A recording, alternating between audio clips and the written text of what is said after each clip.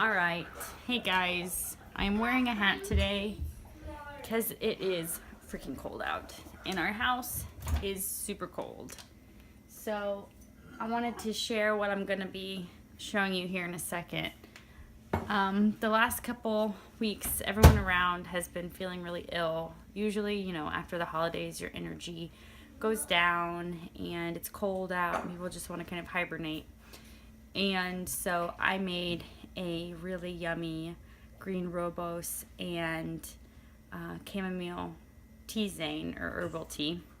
I made a big picture of it, a big thing of it, to just mix with water for my little guy, my 1-year-old, to mix with some honey for my older kids if their throats were sore, for me, for my stomach, because I actually came down with some type of stomach sickness. I'm not sure if it was food related or what, because it was very intense, and then I just had to heal from not having anything in my body, from being depleted for about 2 or 3 days. So it took me about 4 days until I felt normal again. And I know why. I'm not getting a lot of rest because I have a little baby and some other things like that, but I'm better now. And I made this tea once I could stand up, to just start replenishing myself, and for my kids too, for our bellies, and just in general. This cold weather really makes us kind of tense up and just want to hole up inside, which is why I'm wearing this hat, because it's freezing outside. And where we are this week, today is the warmest day of the week, and I think it's a high of 30 and a low of 21, which in the last 2 days we were in the negatives, and then with wind chill it was like negative 20, negative 35 I think was the lowest maybe it got. And that's crazy. And especially for like my husband, who is outside a lot for his job, like, it's just cold. He's wearing like layers upon layers upon layers to stay warm. And so inside the house, we have a decently insulated older house, and I'm freezing. And so I'm just trying to do anything I can to keep us hydrated and warm. And so I'm going to share with you what I made that day and why and how easy it is. I mean, you can find green rooibos maybe at a specialty store, maybe at like a really nice Kroger, a Fresh Time, Earth Fare, Trader Joe's, maybe those places. If not, you might have to go to kind of a tucked away health food shop in your town. Or, like me, I order all of my herbs and most of my teas from Mountain Rose Herbs, unless I grow them myself. And then my catnip. Hey guys, sit down and have your lunch. My catnip is from Mountain Rose Herbs too, because I didn't grow any last year, so I just ordered a big container of it. And catnip and green rooibos is pretty much safe across the board. It's considered safe. Check it yourself. Go to WebMD. Go to a bunch of different websites. Look at books. There's pretty much no contraindications with medicine or anything like that. It's just a good digestive, good nutritional tea. Green rooibos is what I swear by in everything. It is the base for pretty much everything I make, because it has a nice natural sweetness to it. It's unfermented, so you don't have to worry about tannins. You don't have to worry about anything really that you would with a green tea or like the tea plant, because it's not a tea. It's a bush herb. So people call it red tea, but it's not really tea. It's a bush plant, and from Africa, and I use the green version, which means it's unfermented, so it's a little less sweet and it's a lot more nutrients in it, and it makes it a little less red color. But if you find that you need to add sweetener to stuff, this can help you not add sweetener to stuff. But I mean, if you want to add sweetener to it anyway, go for it. I add a lot of honey to my kids' stuff when I make it. My daughter's watching me do this as she's eating her lunch. So anyway, I'm going to share what I did. Easy, nice little tummy supportive winter tea, and I hope you guys enjoy. Move you around.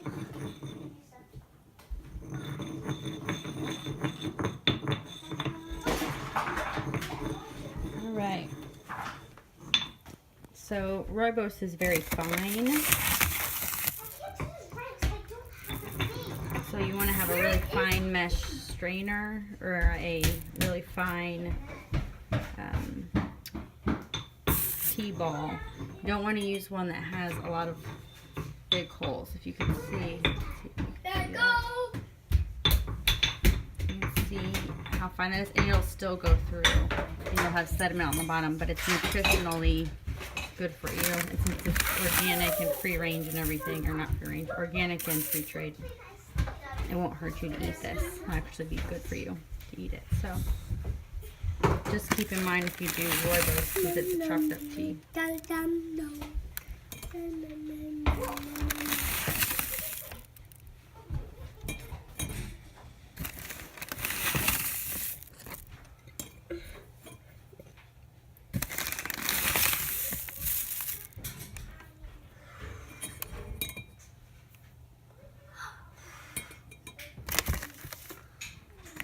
And the catnip is very, very light because it's the leaf. It's not a bush. I smell it. I smell good. So it will really fill up, and it will stay in the strainer. You don't have to worry about it. And I'm just kind of mix it all together with that. I'm going to put one more in there.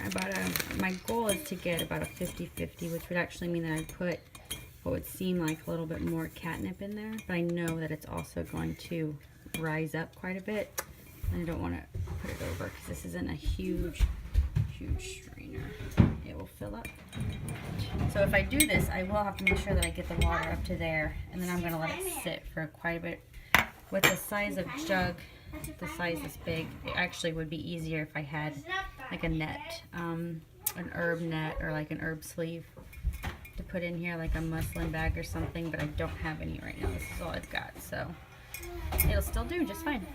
You could also use like a sock, like a clean sock if you wanted to. Clean pair of pantyhose or something, but I've got this and so I'm going to use it. 50 hours. Baking for 50 hours.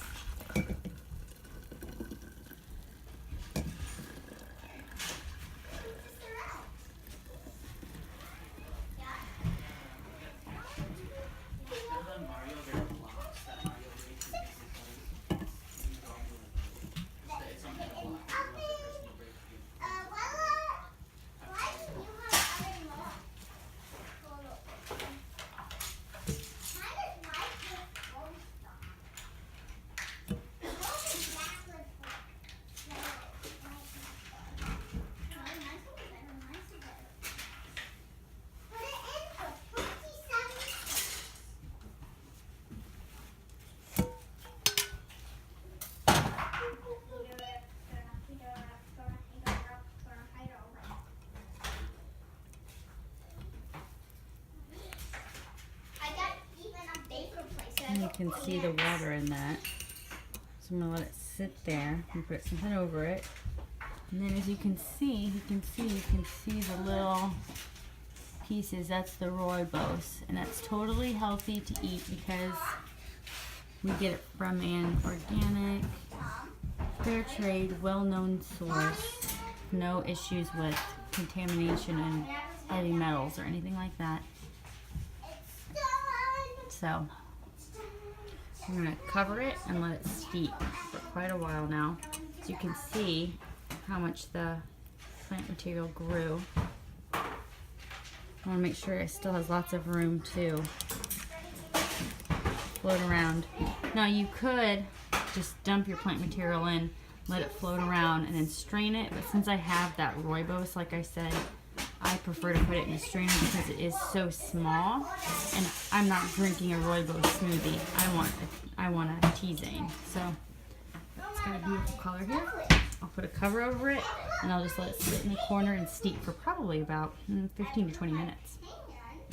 Just do it again. So this is what it looks like after it's been brewing for about 40 minutes. I've got the thing here. I pulled it out, and you can use it again probably because you don't have an issue with tannins poisoning the water. So you could probably do a whole other pitcher with this, no problem, if you wanted to. And then you can put it in the fridge with a lid, and it shouldn't cloud, or you can just drink it straight like that. And this should last a little while. and add whatever sweetener you want, or just take it straight. Should be pretty sweet on its own.